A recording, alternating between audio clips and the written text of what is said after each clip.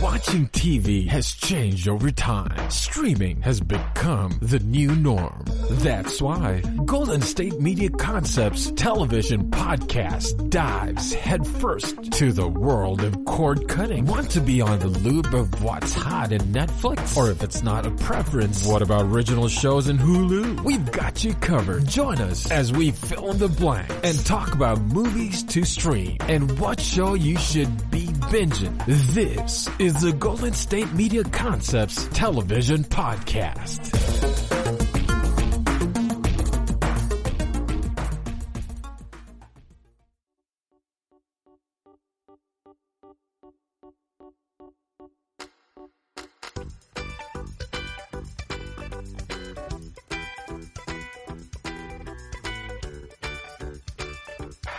Ow, it's too hot. Yeah, go cut it down. It'll be all right. Hello and welcome to the Golden State Media Concepts television podcast. We're part of the mighty Golden State Media Concepts podcast network, and I'm your sequestered host, Howard Fletcher. If you've listened to me before, thank you for coming back. You are truly the reason I'm here, and if you're new to the show, please stick around. I'm sure you will hear something you like. And if you hear something you don't like, I really hope it's so bad that you'll be compelled to stick around for the shock value. You know, it's going to be so bad that it's good and you'll stay. Anyway, I'm here once again with my equipment pug, Jack, in tow. He is my entire production team for Howard's Half-Assed Podcast Show. That's the show we are trying to put together, which I hope will be airing on TLC, Discovery, Bravo, or wherever they need mindless reality shows to run in between MyPillow, Arby's, and Flex Seal ads. I have a fantastic show for you today. I have some news about the launch of the Peacock Trolls World Tour. Well, that's resurfaced on pay-per-view. Broadway is being binged. We'll always talk about a little Westworld, you know that. And as always, I will bring you breaking news as it comes flying in.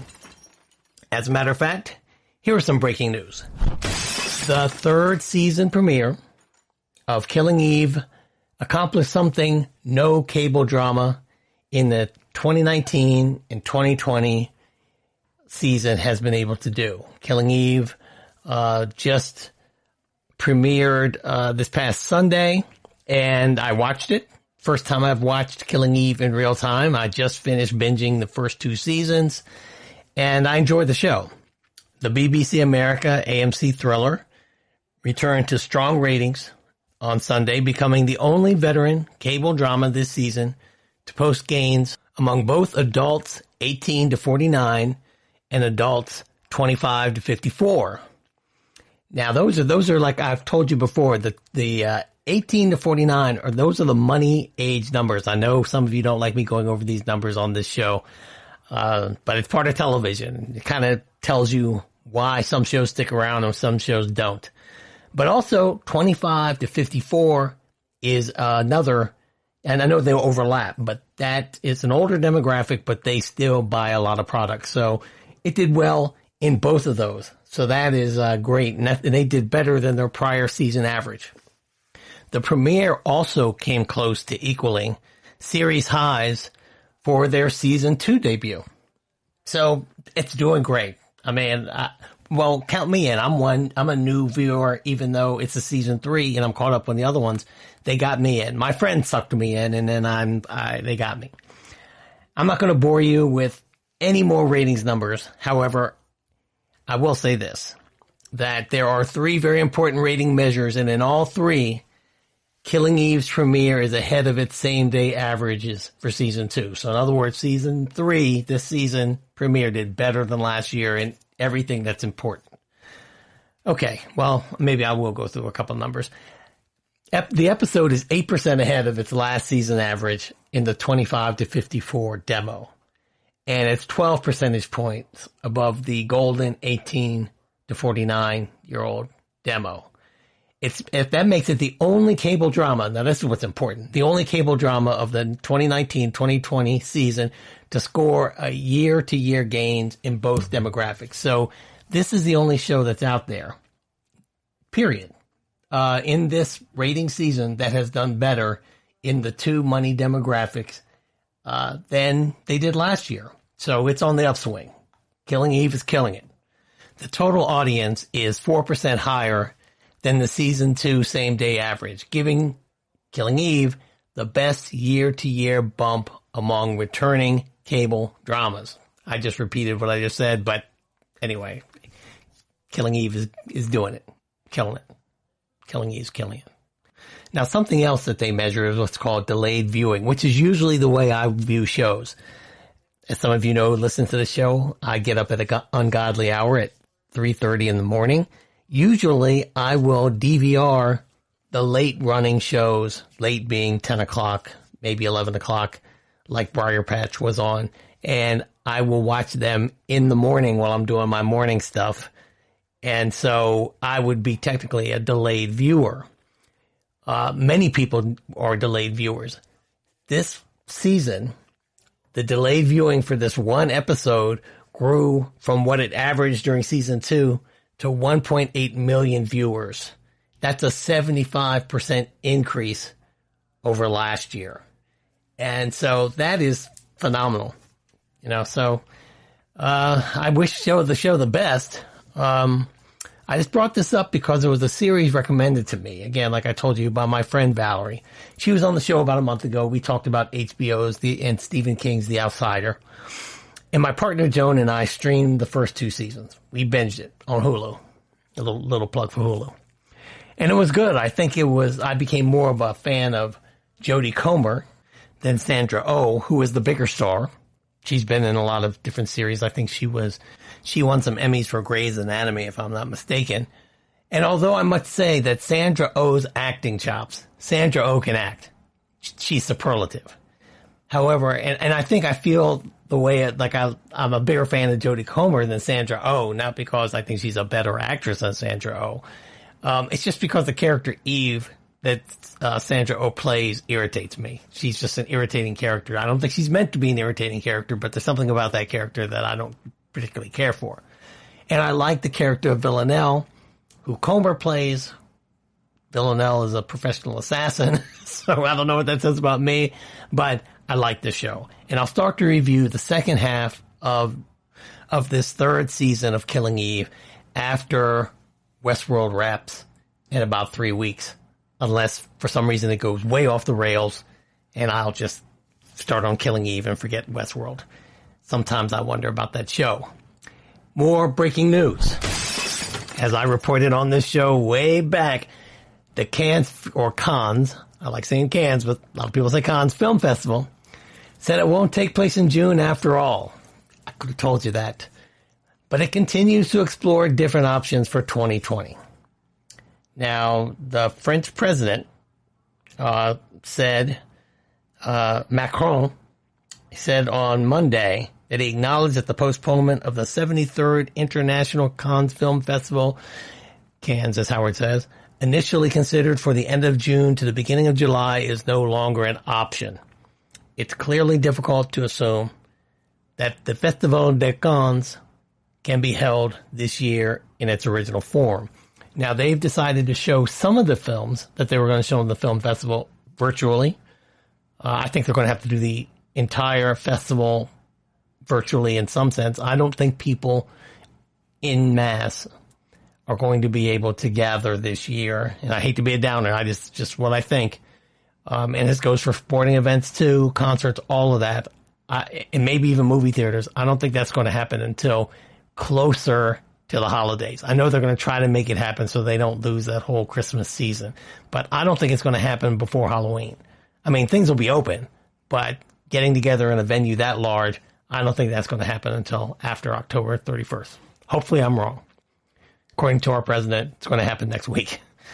Since announcing on March 19th that this particular edition would not be held in May, the festival was moving forward with a tentative plan to postpone the event to the end of June to the beginning of July. And like I just said, Macron said, no, that's not going to happen. It's a smart move, I believe. So that's it from breaking news. That's it for this segment. Next, I'm going to revisit something else I talked about earlier, and I think this is going to be a running theme as things that got postponed or put off because of the coronavirus pandemic, come back. Trolls World Tour. It resurfaced as promised on pay-per-view this weekend, and I must say, I think Universal made an excellent decision for a lot of reasons. I'll go over those reasons with you when I come back. Go get some refreshments. I won't tell you to go get a stiff drink because I'm not going to talk about Tiger King, at least not the next segment. It's not on the radar right now, but breaking news always can come. And I'll be back soon. Don't go away. Want to know the latest and hottest music hitting the airwaves? Don't be left out. Listen to the Golden State Media Concepts Music Podcast. It keeps you on the loop with everything you need to know from pop, rock, hip-hop, and the top 40. And we'll throw in news of your favorite artists, concert and tour dates, and so much more. Listen no further because this is the gold standard in music podcast.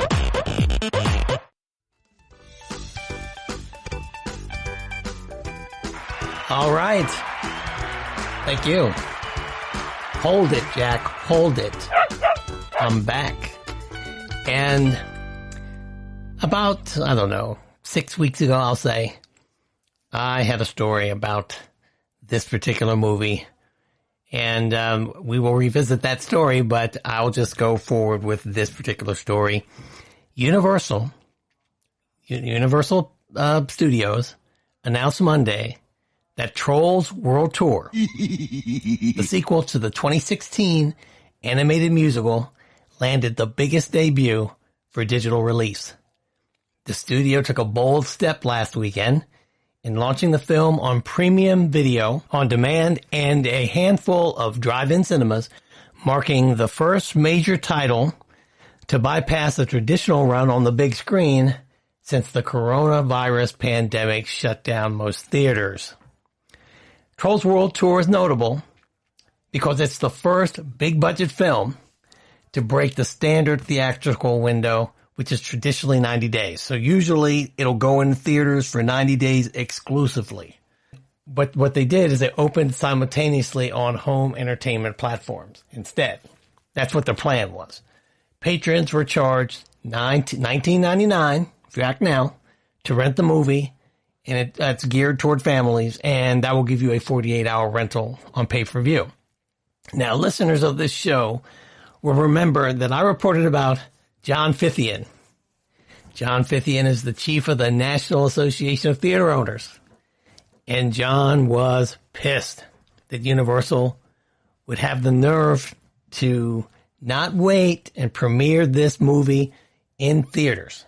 He went on a rant in several publications. I think the one that I used the most on this show, I was reading from an article in Variety. However, he did the same thing in the Hollywood Reporter and anyone else who would listen. However, as I also reported, Trolls World Tour. Now, this is what I want to get into. Trolls World Tour had a premiere overseas. And this wasn't, even though John Fithian was upset that they weren't going to wait and premiere it after the theaters open whenever they do, as I'll get into later, most of the major theaters the movies that were going to open, they were going to postpone them. But anyway, John Fithian was all upset about this movie, Trolls World Tour, not waiting to premiere in theaters exclusively. But Trolls World Tour did have a theatrical release. It was overseas. It was in March. They had a theatrical release one weekend in, I think it was either late February or early March, in Singapore, Malaysia. And it made a whopping $200,000 on that weekend, which those of you who don't follow movies and don't follow the money as far as movies concerned, that is a resounding dog of a movie. That's a flop in the biggest sense. I mean, movies like I Spit on Your Grave and terrible movies, Geely, terrible movies make millions of dollars and still flop on the first weekend. This made 200,000. So Universal knew they had a bomb on their hands, and then they were faced with a question of either holding it for the theatrical release when it's going to come out with, there's a backlog of pretty decent movies that haven't been shown because theaters are closed. So you can either come out and compete against them, or you can go ahead and release pay-per-view so people can stream it in their homes while they're all held hostage with their children. What else were they supposed to do? They made an excellent decision. Universal declined to provide any statistics to contextualize or support the fact that they said that Trolls World Tour was the number one title across major on-demand video platforms. And these platforms are platforms like Amazon, Comcast, Apple, Fandango, Verizon Fios. If you have any of those things, any of those channels or any of those providers, you should have been able to purchase Trolls World Tour for a 48-hour rental this past weekend. Universal also said the movie had the biggest opening day and weekend for a digital title, generating approximately 10 times more. I'll repeat that. Generating approximately 10 times more than the next largest traditional premium home movie release. The studio did not disclose box office earnings or how much they made from the 21 drive-in locations that played Trolls this weekend. So we really don't know what that means as far as dollars and cents. Fandango Now, which was one of the platforms that did offer Trolls World Tour, did say on Monday that Trolls World Tour generated the best weekend sales in the history of the video on-demand streaming service. Almost every Hollywood big release that was set to debut through early summer has been delayed due to coronavirus. Then the movie theaters closed, so this is what they had to do. Some studios now, they took Universal's lead even after John Fithian went off. Paramount sold the romantic comedy The Lovebirds, starring Kamal Najani and Issa Rae, to Netflix, while Disney, they have the Mouse House, sent the sci-fi fantasy Artemis Fowl straight to DisneyPlus, which is going to be, I think DisneyPlus is going to bail Disney's butt out in the, short run, if not the long run, because people are going to be at home more. I think this is going to be the inevitable future of films. Unless they are absolutely made to be seen on the big screen, like a Star Wars movie or like that Bond flick they're holding back on, I think this is the way movies are going to be released. For the most part, they're going to do them simultaneously at the least. Or there might be just like The Irishman did. They might have a 2 or 3 week exclusive run on some big screens, but then go to streaming. Universal said Monday that the studio's titles that they made available early, they were in theaters like in February, and they would have stayed in there longer, but then we had this coronavirus thing, and they just went straight to home video. Excuse me, I got caught into a time warp. And video on demand were Blumhouse's The Invisible Man and The Hunt, and Focus Features Emma, and they did well.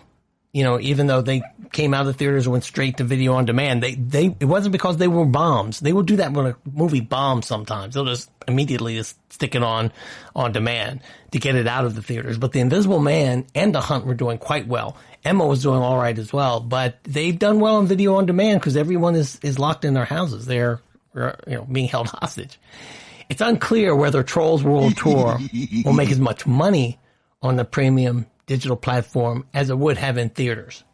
But I will tell you this, if Singapore is any type of gauge, and the reason they premiered it in Singapore is because a lot of films are tested on that Singapore Asian market, and they are a pretty good predictor of how it's going to do in the theaters. And so if a movie bombs over there, unless for some reason it's just culturally irrelevant there and had a reason for bombing, they will decide how many screens they're going to send it to based off of that. In this case, Trolls, which is an animated film, it was not being culturally irrelevant was not going to be one of its issues. It bombed. So I'll tell you right now, if my opinion means anything, they did better doing it this way, even though it wasn't part of the plan, than putting it in the theaters. It's hard to say with animated films because there have been some very average animated films or films that are targeted toward the family children's audience that have done better than average just because it's a way for parents to spend some time with their kids or to let their kids sit in the theater for 2 hours and then they go shop or whatever. So they may have done better in the theater, but given that it bombed over in Singapore, I think whoever made that decision over at Universal to put it on video on demand, that dude's getting a bonus, or that woman is getting a bonus, that person is getting a bonus, maybe even a promotion. And I think they may open a new department of films, of how to track films that are going to go straight to video on demand rather than doing the theater premiere thing, because that might just be a step that they don't need to make. And so if they can take a movie that's a bomb and put it on video on demand and make a profit by doing that, all that means is more money, more money, more money. And that's what it's all about. So next, speaking of more money and streaming, I'm going to talk about NBC Universal is going to launch their streaming service soon. I'll tell you a little bit about that when I come back. Thanks a lot for listening. Hang around. I'll be right back.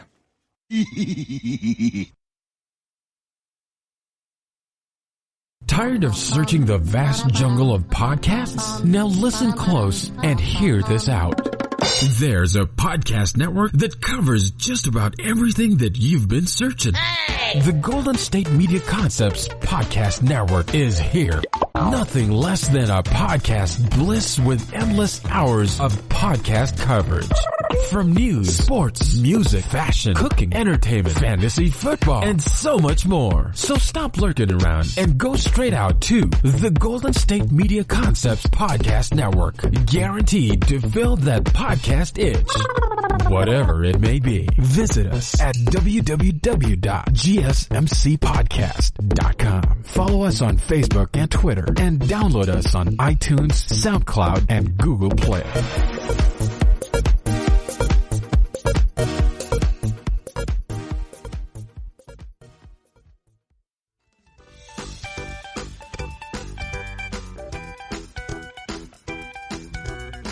Okay. All right. Good. All right. Who out there has Comcast or Xfinity? I do not. I have Verizon Fios. But NBC Universal is going to launch a streaming service called the Peacock. It is ready to start rolling out to Comcast cable customers starting this week. At least that's what it says here in Variety.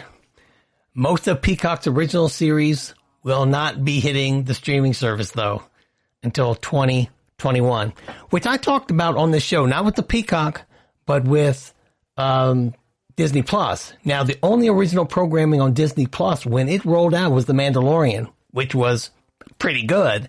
But in order for them to keep up their momentum, DisneyPlus is going to have to develop more original programming.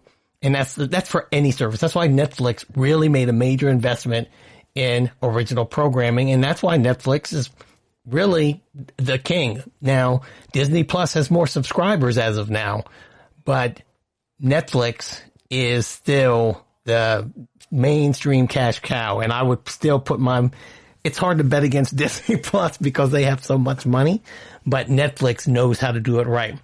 The Peacock NBC Universal are developing original series, but they're not going to be rolled out yet. On April 15th, though, Comcast will launch an early preview of Peacock Premium ad-supported cable. Now that's like my Hulu. Now I have a free Hulu account that I got through Sprint on my cell phone package, and so I have commercials on my Hulu. I could upgrade and pay for it, but since it's free, I have commercials. And that's what they're going to be giving to people or previewing. You get it free. If you're paying for Comcast, you get it, quote-unquote, free. You're getting it at no additional cost.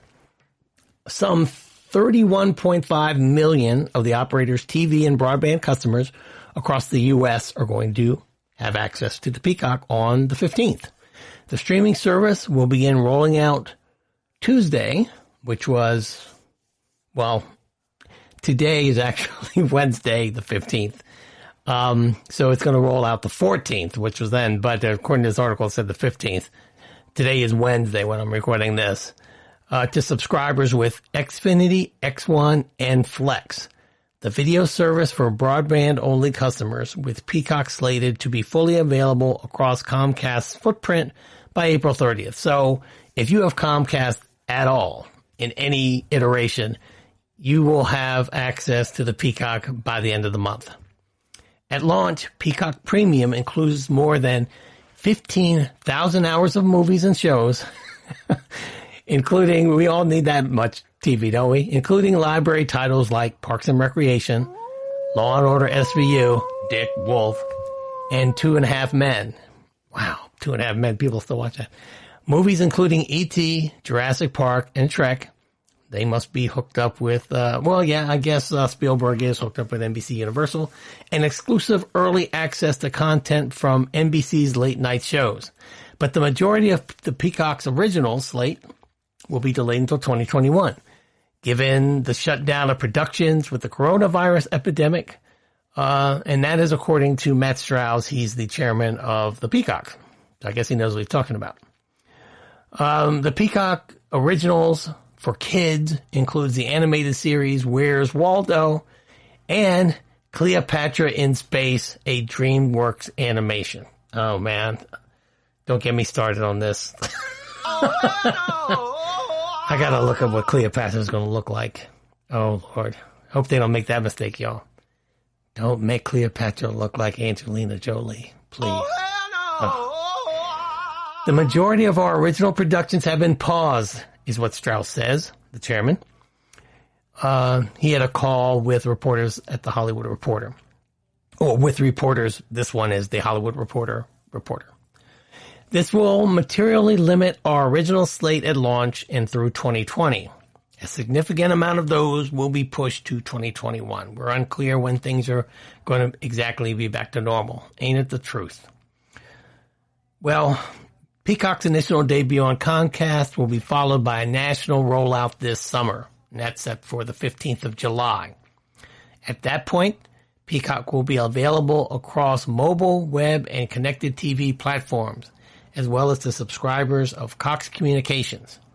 In July, Comcast and Cox subscribers will have the option of paying $5 for an ad-free version of the Peacock, and for others, the an ad-supported Peacock Premium will be available for $4.99 a month.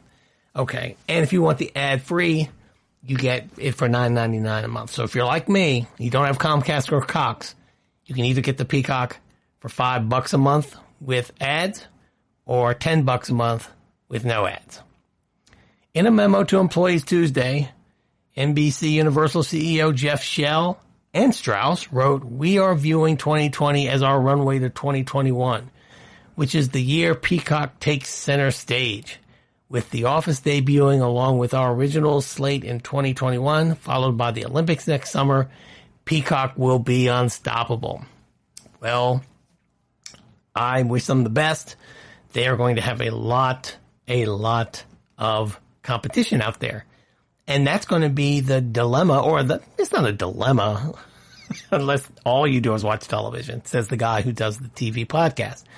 But, between HBO streaming service, HBO Max, Apple TV, Netflix, Amazon Prime, the Peacock, CBS All Access, and I'm sure I'm missing some, Hulu, and Quibi, and all these, we are going to have to decide which streaming services we're willing to pay for. Now, just like cable, I'm waiting for the person who bundles those streaming services, and it's just going to be like cable with no cable. But that's later on down the road. But we all have to get off the cable service because it depends. It's expensive. I feel like I can do better by going with streaming and just buying better broadband than getting everything from Fios. And that's not a knock on Verizon Fios if you're listening, but it's just a matter of dollars and cents. Peacock has shifted its late night early strategy somewhat. For the early preview on Comcast, every day at about 9:30 p.m. Eastern Time, Peacock will exclusively feature segments from The Tonight Show starring Jimmy Fallon and Late Night with Seth Meyers, which are currently being shot from home. Previously, NBC Universal said that the full episodes of those shows would be available early. So I guess ultimately, if you are a Peacock subscriber, they're saying you don't have to wait till the end of the night to watch The Late Show with Seth Meyers or The Tonight Show. You can watch it at 9:30 if that's a benefit to you. So I want to know, what do you think? I mean, email me at podcasthoward@gmail.com. Let me know what you think about these streaming services, because until there is a conglomeration, until there is a unification of these streaming services, much like cable, we are going to have to decide which of the various streaming services you're going to decide that you want. And that's going to come down to original programming, like I said, as it should. That's the good news. The bad news, and well, it's not bad news, because most of these things, unlike cable, most of these streaming services are month to month. They're not a year or a time commitment. So, you can, I guess, have HBO, if you decide to go with HBO Max and for some reason you feel like their original programming sucks and the Peacock, is unstoppable, as they say, you might switch over to the Peacock. And in some cases, it just might not be worth the value, might not be worth it to you. I have Apple TV free right now because I got a year of free membership when I bought my iPhone, when I upgraded my iPhone to an 11 Plus. But once that expires, I don't know if I'm going to buy or subscribe to Apple TV. I don't watch it enough. And CBS All Access, same there. I don't belong to that. There's nothing that I see that I would regularly go back to. And I think we're all going to be faced with decisions like that. Unlike what we've been doing with cable, where you get cable, a couple of pay channels, and you can surf up and down the 60 million channels you have. I think you're going to have you're going to have to really make good decisions about the type of programming you want. The good news is that theoretically, you're going to be paying only for the programming you want. Next, I'm going to talk about what Broadway fans are doing now that Broadway is closed. So go find the playbill that fell under your seat. Go use the restroom. It's intermission. I'll be right back. Thanks for listening. Oh, hell no!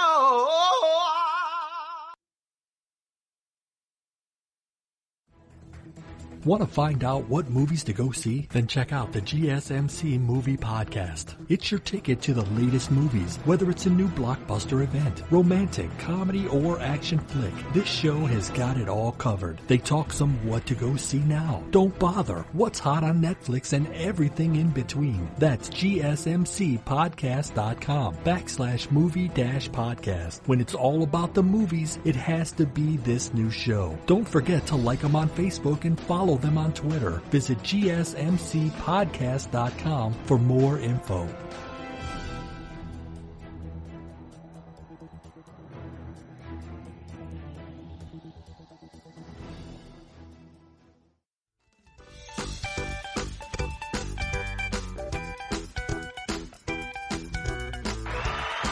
All right.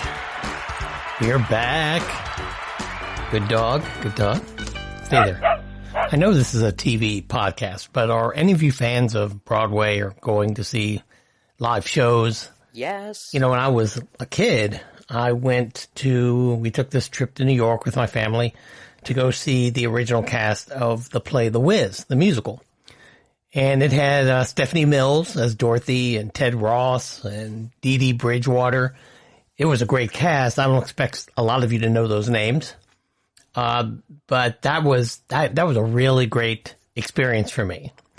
Well, I think that was, I didn't really go to a lot of Broadway plays after that. I went to some local productions and I saw a lot of live music. Never can say I was a big fan of Broadway. Now fast forward from the time of rotary phones up to now the days of iPhones, Androids, Zoom, and podcasts, and you'd find that I've gone to 3 plays on Broadway in the last year and a half with my partner, Joan. We went up to New York. As many of you know, I live in D.C., Maryland area. And we saw Network with Bryan Cranston. Excellent. King Lear with Glenda Jackson. Fantastic. And The Iceman Cometh with Denzel Washington. All 3 of those productions were wonderful. They were really, really good. So I can understand now why some people have been glued to the Broadway stage. It's not the cheapest night out to go have dinner and get good seats, but neither is going to see an NBA game nowadays. So it's a really good time, and I really see why people enjoy Broadway. Well, right now, Broadway, like most things, everything, is shut down because of the sequestering and quarantining and social distancing of coronavirus, COVID-19 mitigation. So what's a Broadway fan to do? How are they dealing with this? Well, there's a streaming service. Yes. Surprise. Called Broadway HD. And so life during social distancing is changing the way people consider watching Broadway. For one thing, subscribers, and this is according to them, have never really binge watched the service before. They had this service and they would take in a play, I guess, one here, one there, whenever they had time to do it. But now there's a lot of time. I did a little research on this, and I got this out of an article in Variety today. Quote, people are watching one show after another right now, said Broadway HD co-founder Bonnie Comley on the latest episode of Stagecraft. That's Variety's theater podcast. So if you want to know more about this, look for Stagecraft after you listen to this podcast. Quote, it's a totally different viewing pattern than we've seen previously.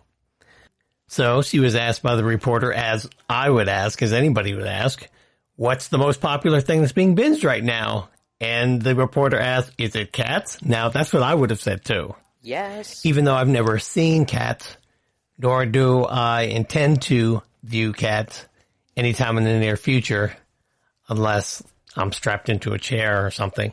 However, she said, no, not that Cats, but instead the filmed version of the original stage production. Now, she had to clarify the filmed version of the original stage production. Now, there is a film of the show as it was being performed on Broadway, and that's what people are watching. They're not watching that freak show movie that came out last year that I know people who have had nightmares about that movie because of how weird the CGI was. That Cats is not the movie she's talking about, but I would guess that folks who have nothing better to do right now are probably taking hallucinogens and watching that version of Cats on their big screen TVs. And that sounds too terrifying for me. I probably wouldn't do it. No, I definitely wouldn't do it.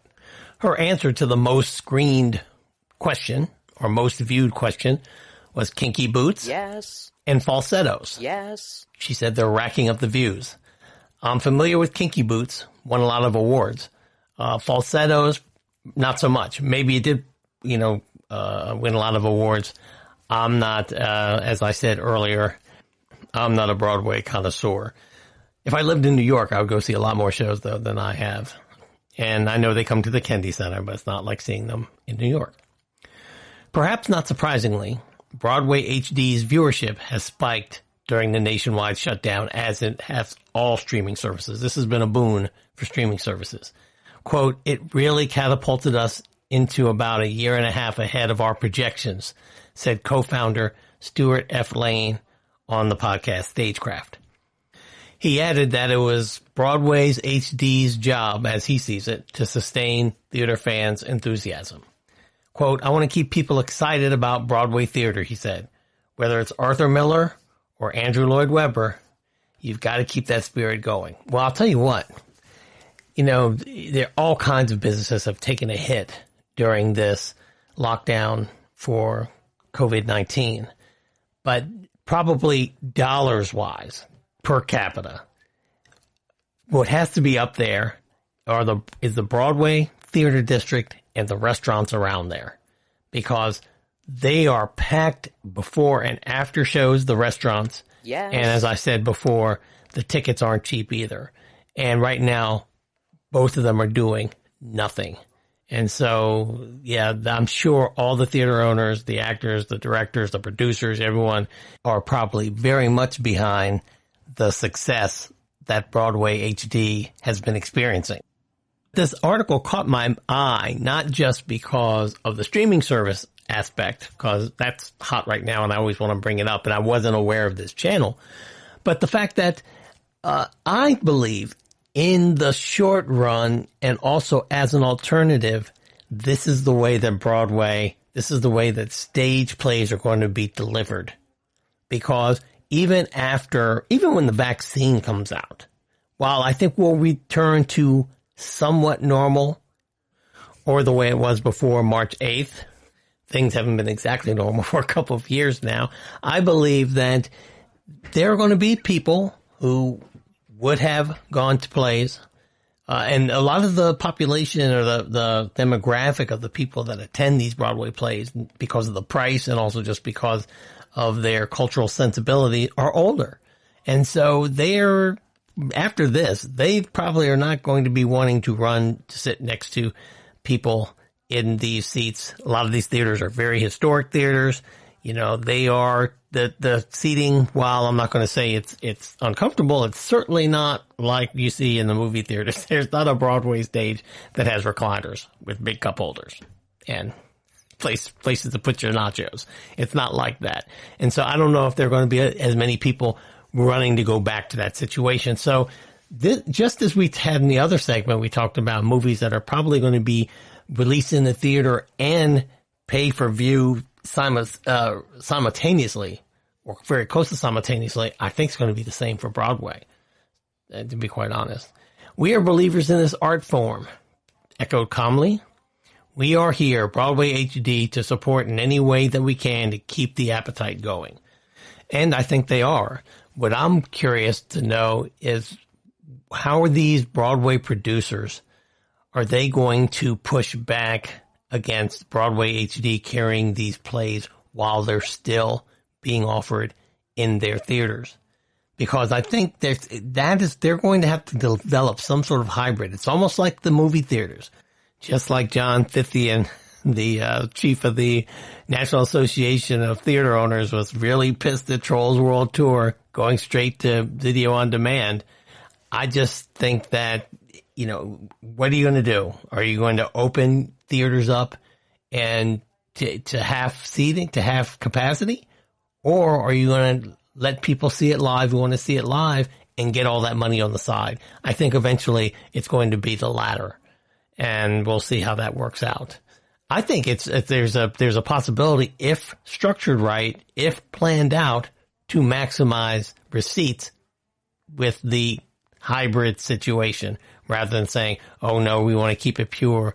We won't let we won't let this show be streamed until it's out of the theater. What do you think? Email me at podcasthoward@gmail.com and I'll read the email on the air. Next, I'm going to have some more breaking news. There is some breaking news about Tiger King. Haven't decided if we're going to discuss it yet, but it's about 50-50, so I'm warning you. So go get a stiff one, and I'll be back. Thanks for listening. Don't go away. Yes. Golden State Media Concepts Sci-Fi Podcast. Together we dive into the world of sci-fi and science fiction. From episodes of Star Trek, Star Wars, to The Walking Dead, Resident Evil, all the hot new science fiction movies from the backdoors of Marvel or DC. The Golden State Media Concepts Sci-Fi Podcast. You'll never look at science fiction the same way again.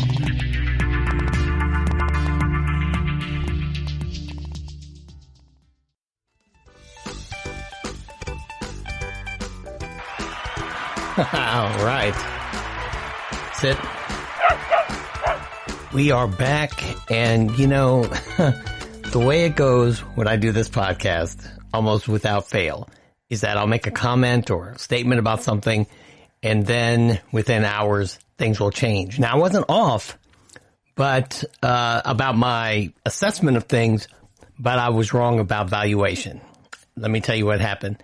I recorded this last segment on Wednesday when I was talking about Disney and streaming, and I made the comment that Disney will be all right because they have so much money and they're worth more than Netflix, but I thought Netflix was solid because they have more original programming. Well, within hours of finishing producing that segment, I get an email from Variety that says Netflix worth more than Disney. So I'm just going to go over this article. It says Netflix, for now, is worth more than Disney after the streaming company's shares hit an all-time high Wednesday. Netflix's stock, extending its 3-day rally, closed up 3.2% to $426.75 per share. That gives Netflix a current market capitalization or value of $187.3 billion, putting it just over Disney's $186.6 billion. So that puts them a little under a billion dollars over Disney. After the media conglomerate stock finished down 2.5% amid a broader market decline on Wednesday. Previously, Netflix's all-time high closing stock price was $418.97, and that was in 2018. Investors clearly are expecting Netflix to benefit from the COVID-19 crisis, with millions of people under stay-at-home orders and looking for a diversion. Netflix is scheduled to report first quarter earnings next Tuesday, and that'll be April 21st, after market close. It previously forecasted a total paid net of 7 million worldwide. Many analysts expect Netflix to gain more than that. Now, like I said, Netflix has they invested in it, in original content that they produce themselves in-house, and also original content that they purchased that were produced, that were series mainly, but also films that were produced overseas. You'll see a lot of Mexican films on Netflix. There's a lot of films from Korea and series on Netflix. There are a lot of things from Canada on Netflix. Cohen and Company, and that's a company that researches trends and looks at the valuations of these companies in media. They more conservatively, now this is a conservative estimate, over 7.1 million new Netflix paid subscribers for the first 3 months of 2020. So even though Disney has all that good stuff, and they did sign up a lot of people,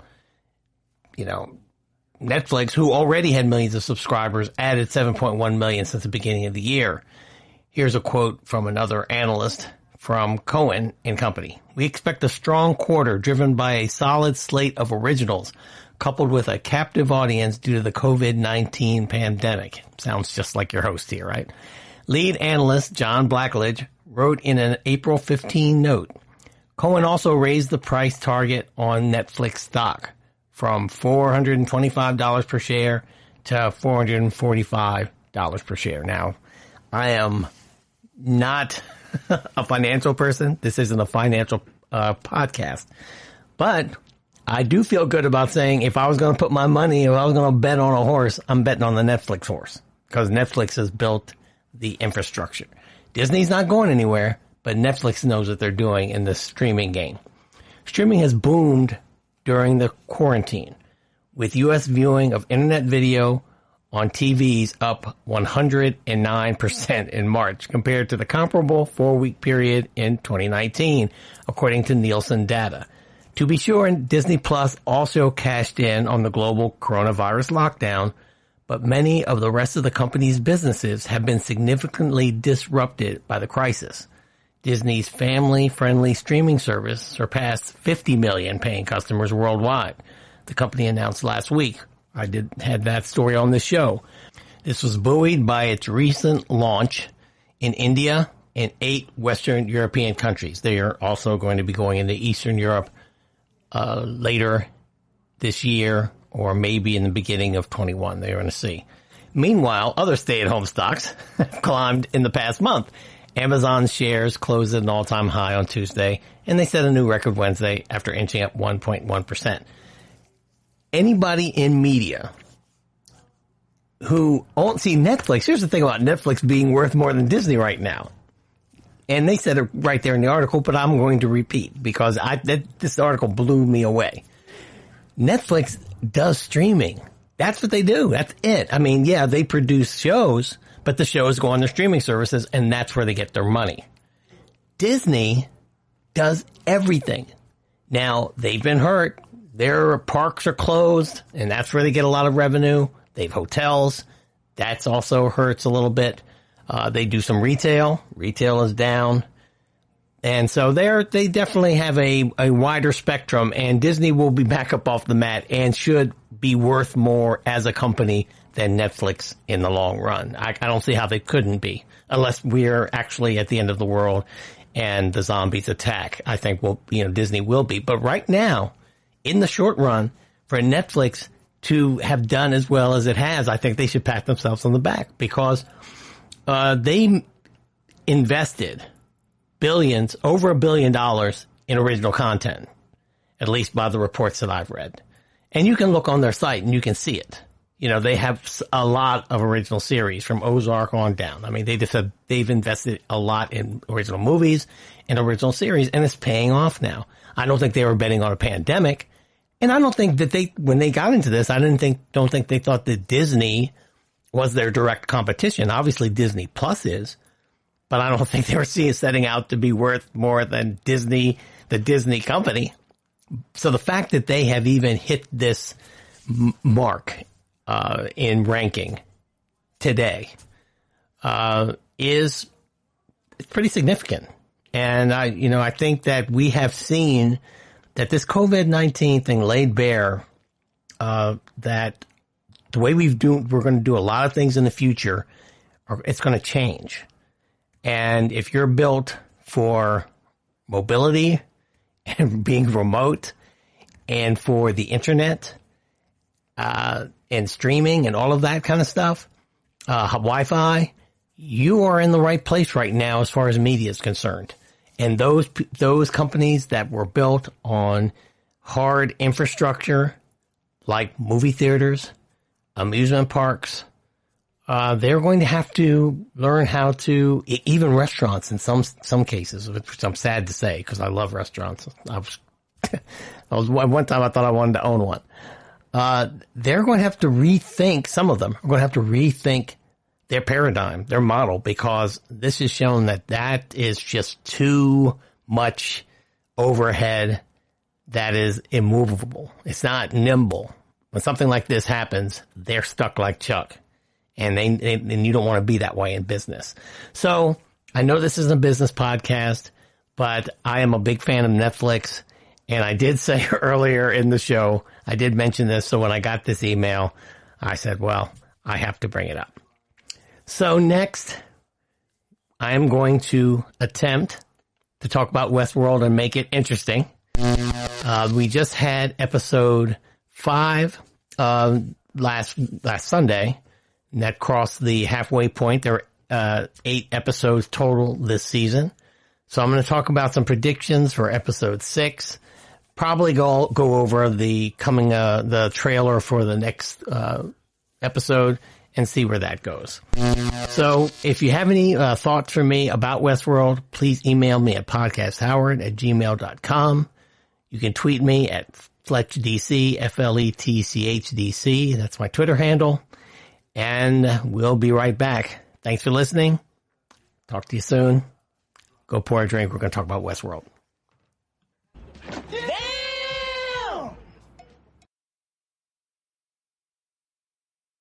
Are you tired of the same old news? Are you sick of the seemingly endless political spin and negativity? The GSMC America's Still Beautiful podcast is a weekly news podcast covering all the top positive and uplifting news stories. We cover stories that will inspire, uplift, and remind you of the good in the world. Tune into the Golden State Media Concepts America's Still Beautiful podcast to get all the great and positive news stories of today. Download the GSMC America's Still Beautiful podcast on iTunes, Stitcher, SoundCloud, Google Play, or anywhere you find podcasts. Just type GSMC in the search bar.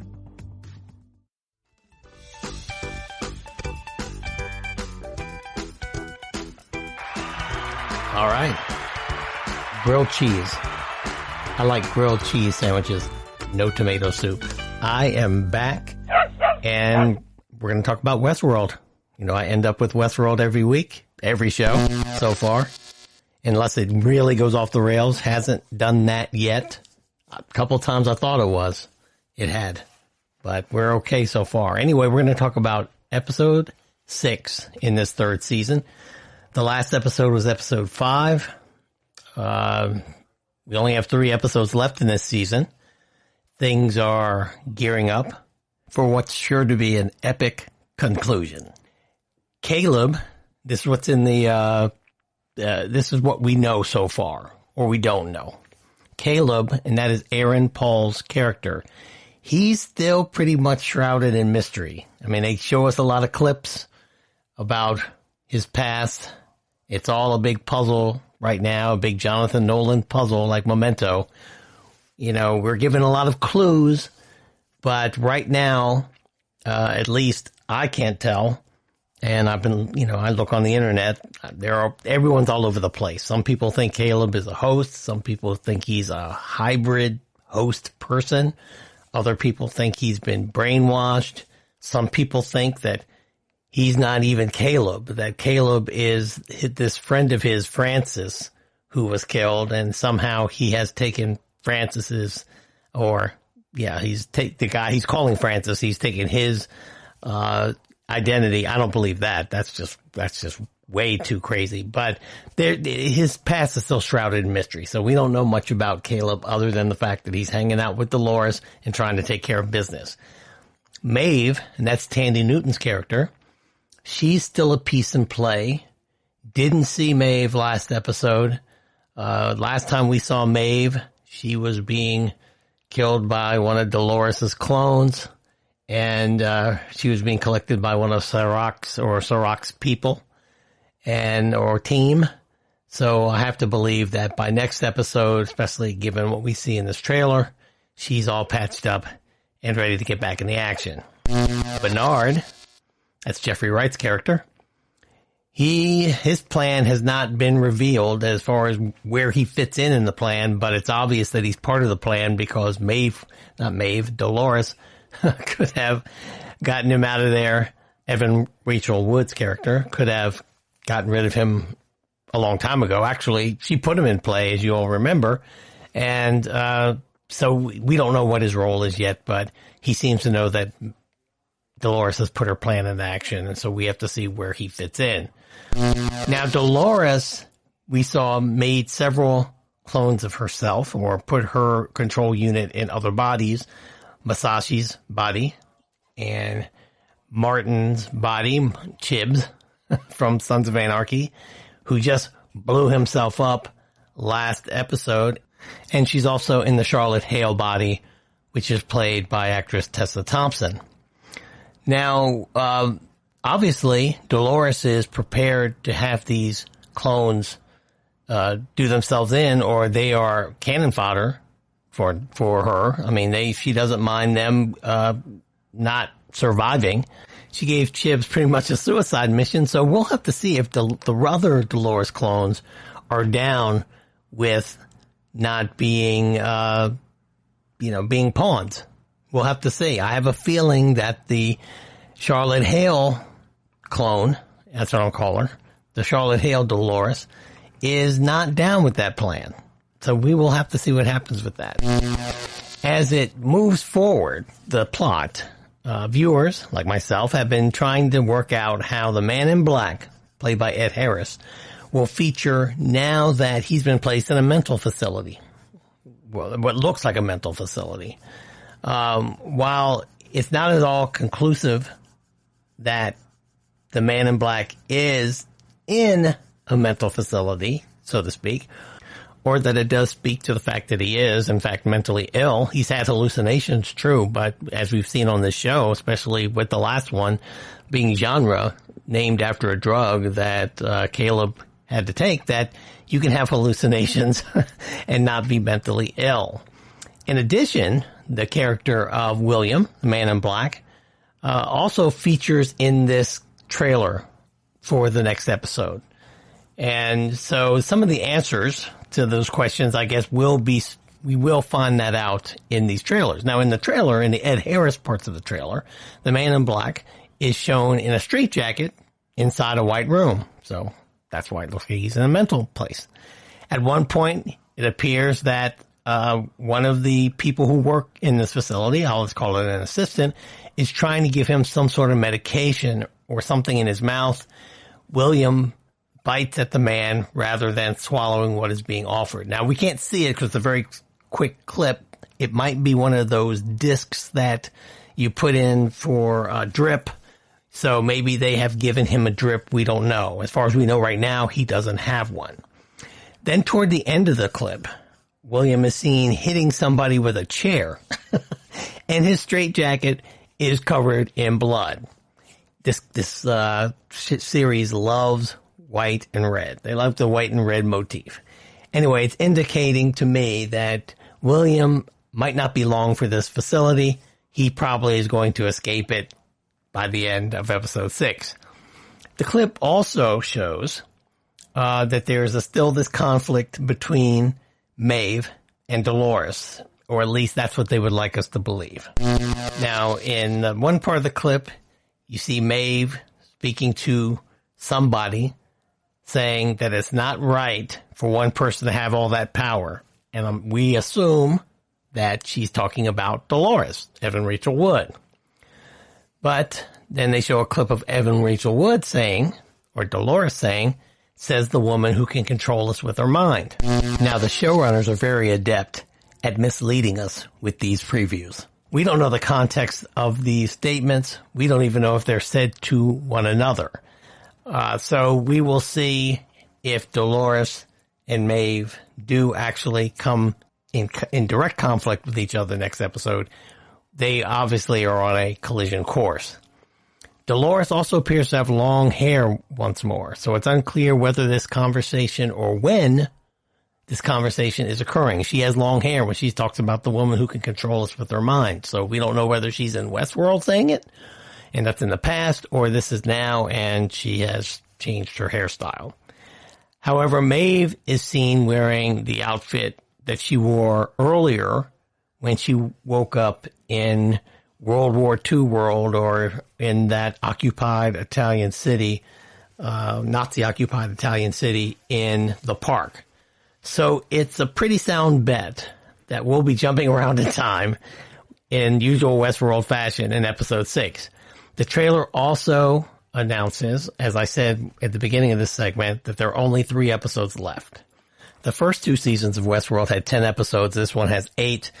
I've read so many articles and seen a lot of interviews with Lisa Joy and Jonathan Nolan, and they were under more budget constraints this season than they were in the prior 2. And I think a lot of that had to do with the audience that they lost in season 2. So that's one reason probably why they have 2 fewer episodes than the previous seasons, because it seems like they still, even though they have less budget, they still are using every cent of it, because this is a beautiful show to look at and they don't skimp on much of anything. Now, I say that based on comparing the show to other shows on television. Compared to the previous 2 seasons, you can see where they've cut corners in a few places, but those are nitpicks. They're doing a really good job. You can be critical about this series. I've been critical of this series, and just as I was critical of some Game of Thrones, but HBO has set a very high bar for their dramas, and that's why people criticize them sometimes in a fashion that's unfair, because we're used to such high caliber television that when they give us level 8 instead of 10 and 11, people are disappointed, and it's still better than everything else on television. So anyway, let me know what you think. Email me at podcasthoward@gmail.com or tweet me at FletchDC and let me know what you think is going to happen in this next episode, and I'll read your emails on the air, and we can see if you got it right or not. I want to thank you all for listening. This is the end of the show. This has been the Golden State Media Concepts Television Podcast. We're part of the mighty GSMC Podcast Network. Please follow us on Instagram, Twitter, and on Facebook. And most importantly, I want you to go right now to either Spotify or Apple Podcast. I want you to subscribe, and I'd like for you to please, please, please give us a rating, 5 stars if you would, and also mention my name because I like to read it. Thank you again for listening. We really appreciate it. You all stay safe, wash your hands, and stay at home and listen to my podcast. Take care. I'll see you next time. Bye-bye. You've been listening to the Golden State Media Concepts Television Podcast, part of the Golden State Media Concepts Podcast Network. You can find this show and others like it at www.gsmcpodcast.com. Download our podcast on iTunes, Stitcher, SoundCloud, and Google Play. Just type in GSMC to find all the shows from the Golden State Media Concepts Podcast Network, from movies to music, from sports to entertainment, and even weird news. You can also follow us on Twitter and on Facebook. Thank you, and we hope you have enjoyed today's program.